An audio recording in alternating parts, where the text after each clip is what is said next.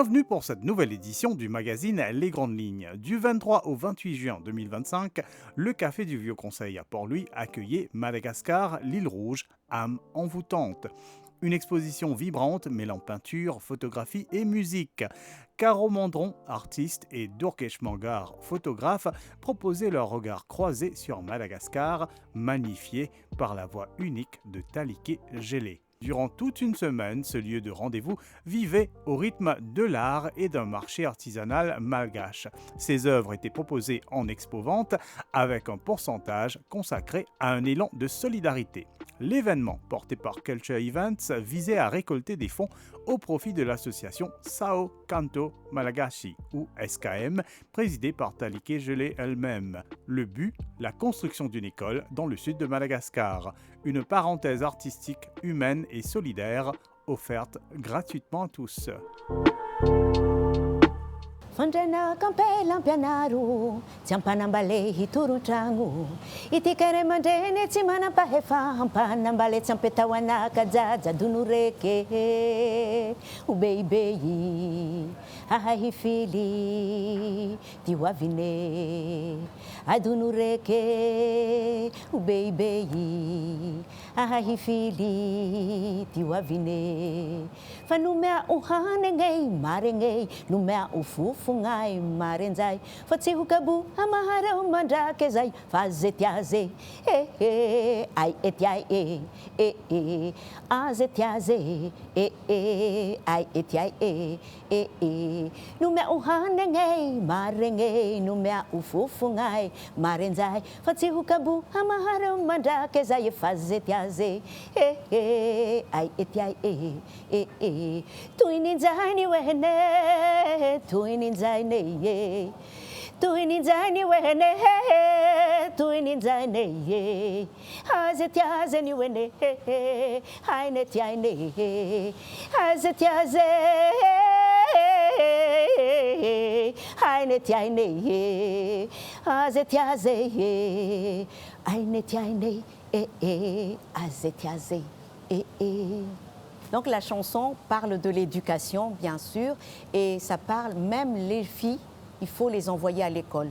Parce que beaucoup d'enfants, des filles, ne vont pas à l'école chez nous.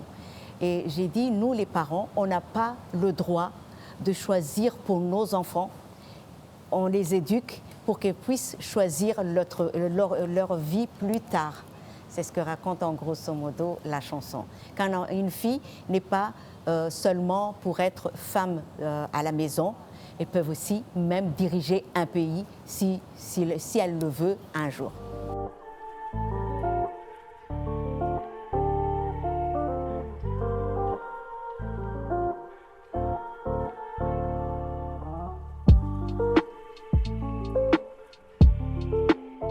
Je m'appelle Taliké Gelé, je suis la présidente d'une association qui s'appelle Choua Kantu Malagashi SKM.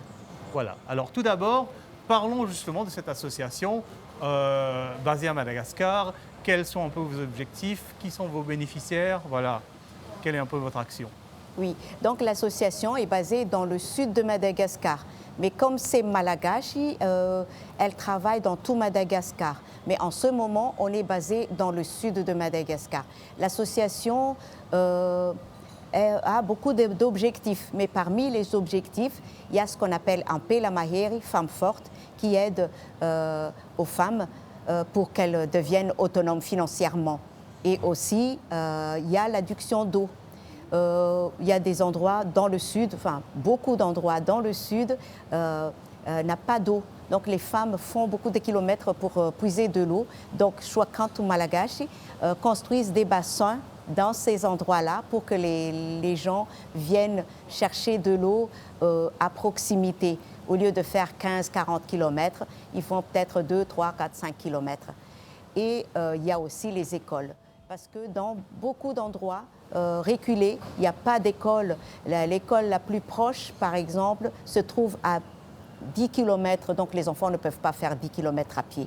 Et c'est le but d'ailleurs de construire une école, parce qu'aujourd'hui, nous avons une école, mais sous l'arbre. C'est-à-dire les enfants sont assis par terre sur une natte Le tableau bouge en fonction de l'ombre de l'arbre.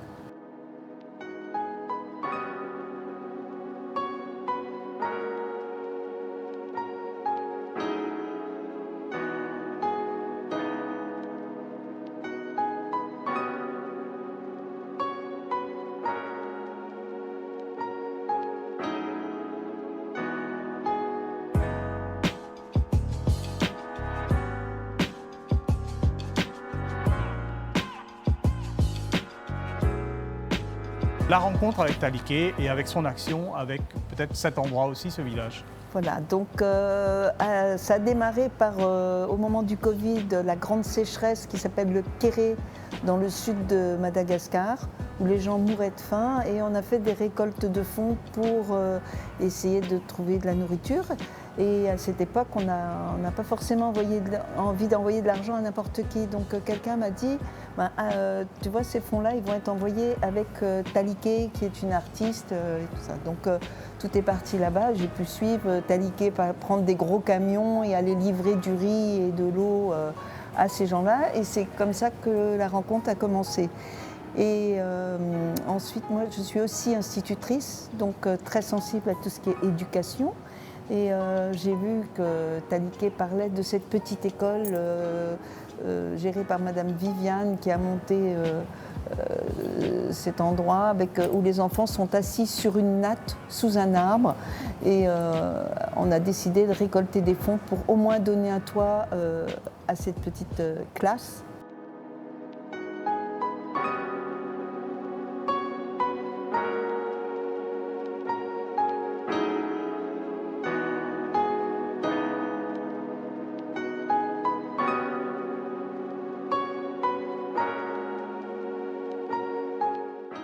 Beaucoup des enfants sont analphabètes, illettrés, parce que justement, il n'y a pas d'école dans les villages.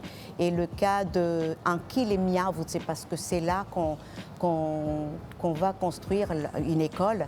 Et les enfants n'ont pas d'école à proximité.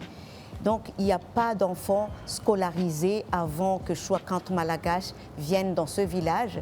Et en entendant d'avoir un toit sur la tête, on a décidé de faire une école en dessous d'un arbre. C'est-à-dire que les enfants sont assis par terre à apprendre en dessous d'un arbre, et le tableau bouge en fonction de l'ombre. C'est-à-dire que si l'ombre va à gauche, bien le tableau à droite et vice-versa. Donc le tableau est amovible et ça bouge comme ça. Alors, en ce moment, il y a 82 enfants scolarisés en plein air, sous l'arbre. Il y en aura plus quand il y aura une école construite, parce qu'il y a beaucoup d'enfants qui ne sont pas scolarisés. Et ce n'est pas un cas rare, parce que les endroits les plus reculés, il n'y a pas d'école.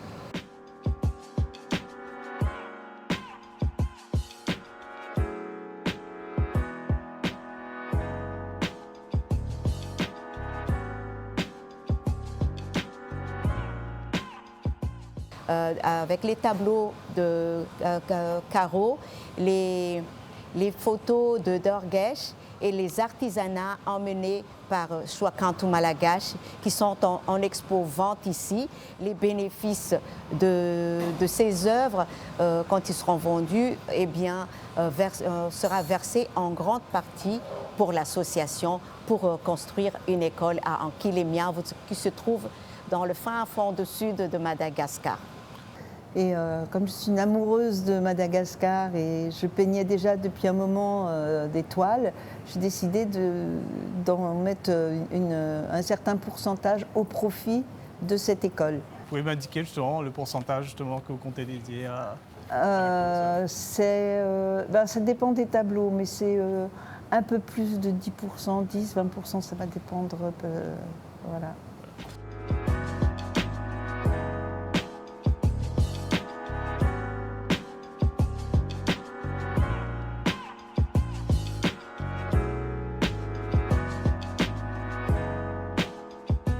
J'ai fait la connaissance de Caro il y a déjà quelques années de ça. Elle m'a déjà aidé, contribué pour le Kéré, c'est la famine. Il y a eu la famine en 2020 et Caro a déjà contribué à verser quelque chose pour donner des vivres à des gens les plus démunis. Et quand elle a entendu parler de cette école sous l'arbre, comme elle est dans l'enseignement elle-même, donc elle s'est proposée de faire quelque chose. Et on en a discuté et Dorgesh s'est rejoint au groupe parce qu'il est sensible aussi par rapport à ce qui se passe au pays dans l'enseignement. Et la discussion s'est mise en route. Et avec le rencontre aussi avec Jimmy. Et donc là, il y a eu beaucoup de discussions autour qui a abouti à cette exposition-vente. Donc moi, je fais souvent l'Europe, Madagascar, mais maintenant, je reste plus à Madagascar pour réaliser tous ces projets. Et c'était aussi plus proche de l'île Maurice. Donc je suis venue là pour parler de cette association, essayer de trouver des financements pour ces écoles avec l'aide de Caro, Dorgesh, Jimmy et toute une équipe derrière.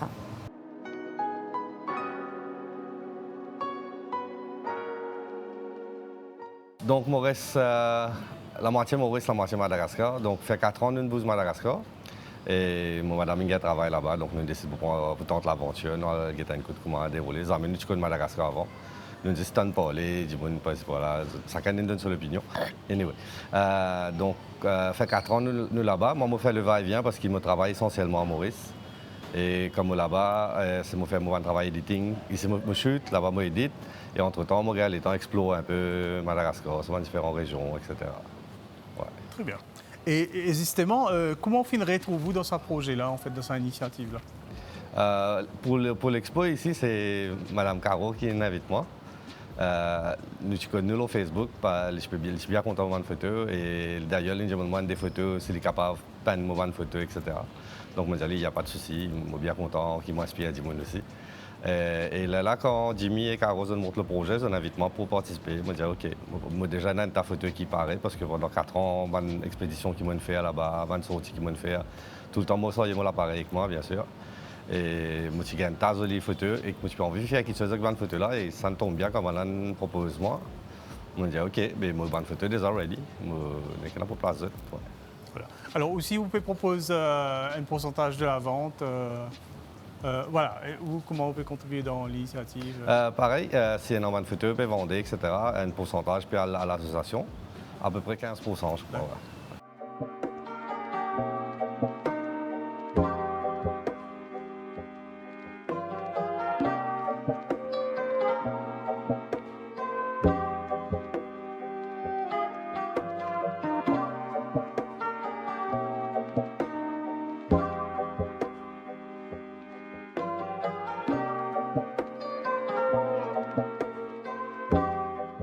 Alors justement, dans vos tableaux dépeignent Madagascar dans tous ses états. Alors justement, il y a tellement de scènes dedans, donc j'imagine que ça va de pair avec vous, ce qui vous interpelle en tant qu'artiste, même à Maurice, je pense. Mais voilà, qu'est-ce que ces tableaux racontent? Est-ce que justement c'est un lieu, c'est différents lieux? Alors ces tableaux, donc c'est énormément le sud de Madagascar et ce sont des scènes de vie, beaucoup de scènes de vie et puis surtout beaucoup d'enfants, des choses qui m'ont pris au cœur et l'âme aussi. Hein, donc ce que je disais, il y a des tableaux, mais j'ai fait aussi des petites lithographies. Par contre, là, il y a plus de la moitié qui part pour l'association aussi. Ces petites lithographies qui sont beaucoup plus abordables, en effet, qu'un original. Hein. Et ce sont des scènes de vie et le sourire des enfants qui, pourtant, sont dans une grande misère. Hein. J'ai un tableau en particulier qui représente justement ces gens qui viennent de recevoir du riz et de l'eau, qui vont durer peu de temps, mais pourtant, faut voir le sourire qu'ils ont aux lèvres, c'est fantastique, quoi. Ça fait plaisir de pouvoir les aider.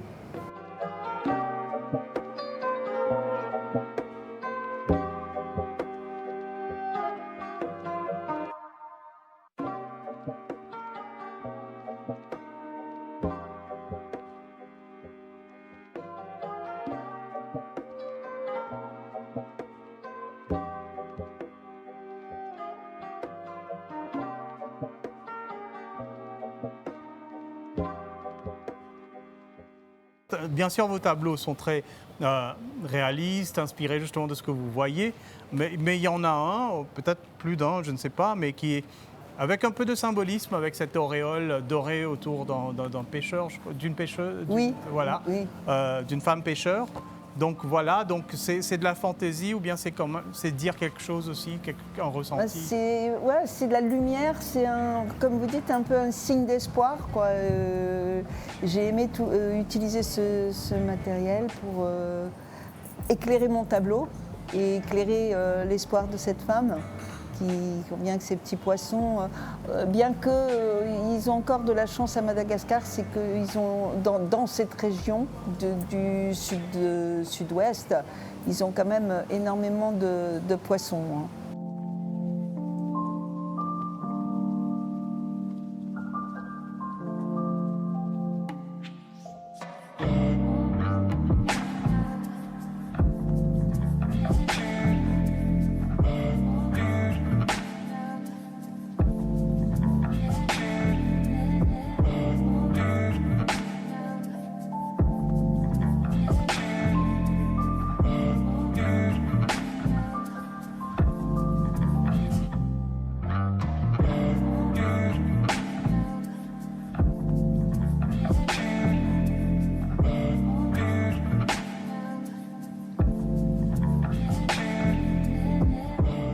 L'endroit, qui va une région, voilà, que tu n'as allé.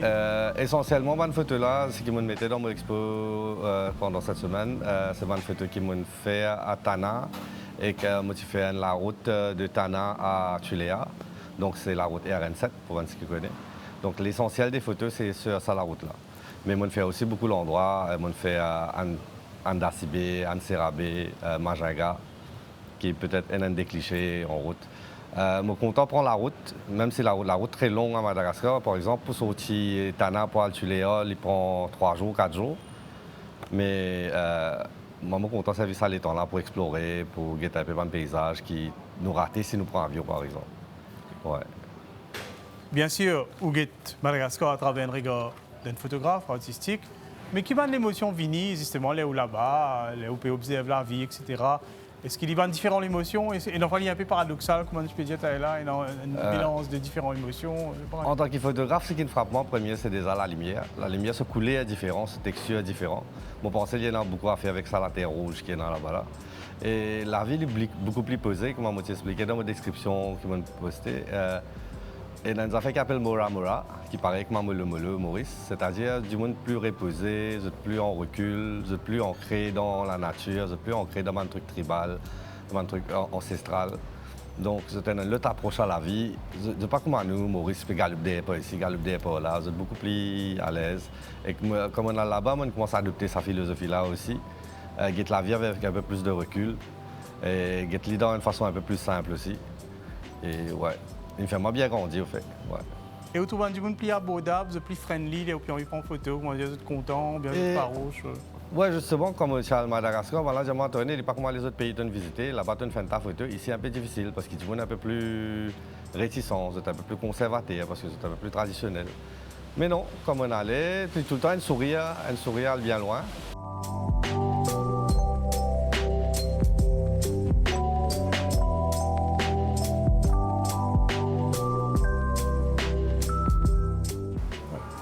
Petite question un peu indiscrète, est-ce que autant que justement Madagascar se prête aux artistes comme un endroit d'une immense beauté, donc il y a cette beauté rayonnante qui est encore presque vierge, pour ainsi dire, comparée à des pays un peu plus urbanisés que le nôtre, on va dire, urbanisés. En même temps, est-ce qu'il y a un paradoxe justement, toute cette beauté, mais à côté de cela, exactement, la c'est ce que je dis toujours. Voilà. C'est une île paradoxale complètement parce que on arrive là-bas, il y a une richesse incroyable, que ce soit les saphirs, que ce soit les pierres, que ce soit... On voit ces gens qui toute la journée travaillent Ils sont avec leurs charrettes, ils sont dans les rizières, ils sont en train de fabriquer des briques, ils sont en train de faire de l'artisanat. Ce sont des grands artistes et on ne comprend pas comment ils peuvent mourir de faim. Ça semble complètement paradoxal en effet. Et à côté de ça, on a les gens hyper riches et ces gens hyper pauvres alors que Madagascar est une île pleine de richesses. Et c'est ça qui est un peu incroyable. Et je me pose toujours la question, comment ça se fait ?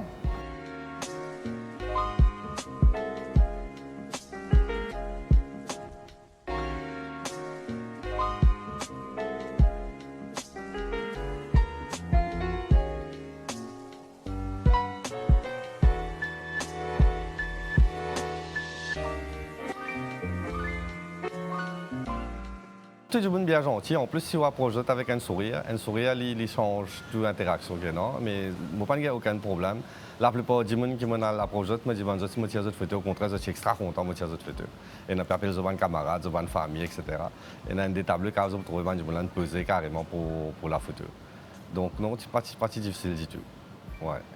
Petit week-end, puis envie d'en aide à Madagascar. Est-ce que vous faites toujours, vous pouvez toujours prévoir ça, voilà, qui vous faites envie d'en aide à cette association-là?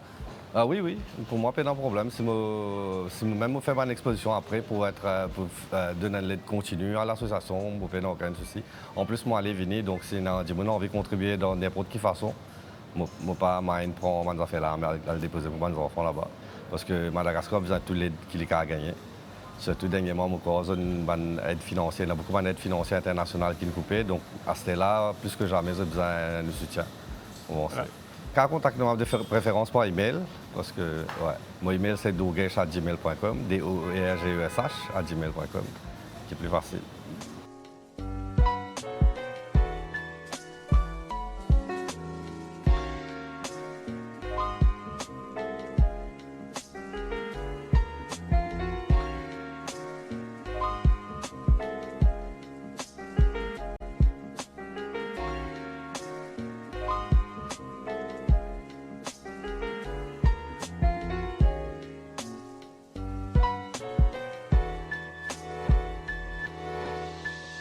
Justement, alors j'en profite pour vous poser une dernière question. Donc, en tant qu'artiste, bien sûr, vous divertissez des divers publics en Europe. Est-ce que toutes vos chansons, justement, sont dans ce sens engagé? Est-ce que vos chansons, justement, sont là pour motiver, pour sensibiliser, pour aider à apporter un changement? Oui, donc je raconte beaucoup la vie des gens là-bas. Des fois, sans dire il faut faire ci, ça, parce que parfois, c'est l'ignorance qui fait qu'il n'y a pas beaucoup de choses qui changent. Et même dans notre propre pays. Comme je chante dans la langue malgache, le message est plus pour là-bas.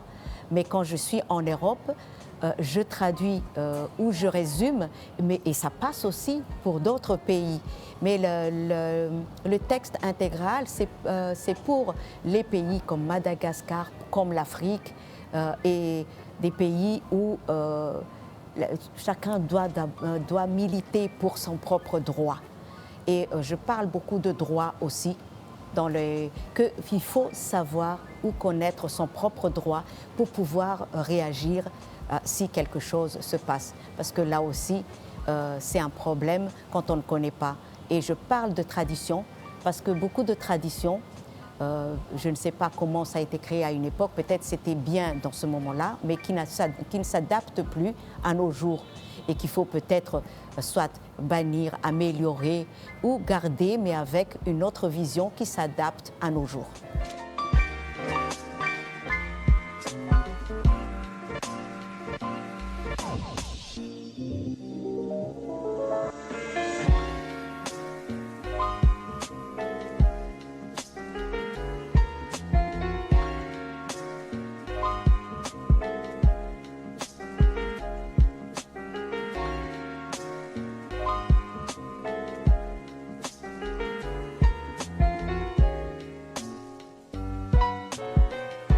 Pour y remédier, il y a cette action qui est une exposition sachant que ce sujet passe probablement après.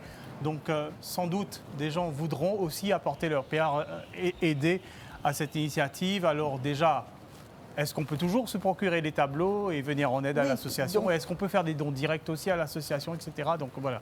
Tout à fait. Donc mes tableaux, ils sont exposés là. Ils resteront encore une semaine ici. Mais après, ils seront rapatriés chez moi avec toujours la possibilité de me contacter, de venir en acheter à la maison. Le but sera toujours d'aider cette petite école tant qu'on n'aura pas mis un toit dessus. De même que les petits prints que je fais. Taliké va laisser aussi de l'artisanat qui restera chez moi pour les gens qui en voudraient. Mais aussi toute personne qui a envie de venir déposer à mon domicile, que ce soit du matériel scolaire, des livres, parce que comme disait Taliké, ces enfants, ils n'ont jamais vu la mer, ils n'ont jamais vu autre chose que les animaux qui sont autour d'eux, mais ils ne connaissent pas une girafe, un éléphant, une baleine. Et elle disait, à travers des livres d'images, on peut expliquer aux enfants ce qui existe en dehors de leur environnement. Donc des livres, même des livres scolaires, des manuels scolaires. Et puis aussi, ce qu'elle me disait, des vêtements. Des petits vêtements chauds, parce que ces mêmes enfants vont vivre l'année entière avec le vêtement. Ils ont un vêtement. Donc si on peut apporter aussi de ce côté-là des vêtements, tout sera récolté et puis après expédié dans le sud. Voilà, donc j'en profite pour vous demander vos coordonnées à vous. Alors moi, mon téléphone, c'est le 5 710 0065. Et j'ai aussi une adresse email qui est carocan2003@yahoo.fr. Carocan s'écrit K-A-R-O-K-A-N 2003. Il y a un seul N, contrairement au créole, et @yahoo.fr. Super. Moi, j'ai terminé. Est-ce que vous souhaitez rajouter quelque chose par rapport à cela? Non, j'espère que les gens seront sensibilisés à cette aventure et nous viendrons en aide, même par quelques dons, même des dons financiers, des sponsors. Ce serait vraiment sympathique et on serait heureux de suivre les événements et de voir enfin un toit, une petite salle de classe à côté du bassin d'eau que Taliké a pu faire construire déjà sur le terrain. Parce que comme elle nous racontait, il y a des enfants par jour qui reçoivent un verre d'eau pour la journée. Donc, tant qu'on pourra aider ces gens-là, ce serait top. Super. Voilà. Rappel pour les livres, c'est toute matière confondue et toute langue et anglais et français ou bien? Alors, non, pour le moment, ce qu'elle disait, parce que ces enfants sont des petits malgaches, pour le moment, cette Madame Sylviane, elle leur enseigne essentiellement le malgache, mais elle disait tout livre d'images. Elle disait par les images, on peut expliquer beaucoup de choses. Donc pas vraiment des manuels scolaires ou des manuels de maternelle ou de petits primaires, mais pas encore de choses trop difficiles pour le moment. Peut-être qu'on viendra petit à petit à leur enseigner le français, etc. Mais on va se limiter à des images, à des documents. Des livres de contes illustrés. Voilà, beaucoup d'images, c'est ce qu'elle disait. Ouais. Très bien, parfait. Voilà, on remercie tous ceux qui voudront bien nous aider. Super, merci beaucoup. Voilà, micro off. Et si vous souhaitez en savoir plus sur l'association Sao Canto Malagashi ou SKM, présidée par Taliké Gelé, voici ce que nous avons trouvé comme coordonnées. Point final à cette édition, on se retrouve bientôt, restez en ligne.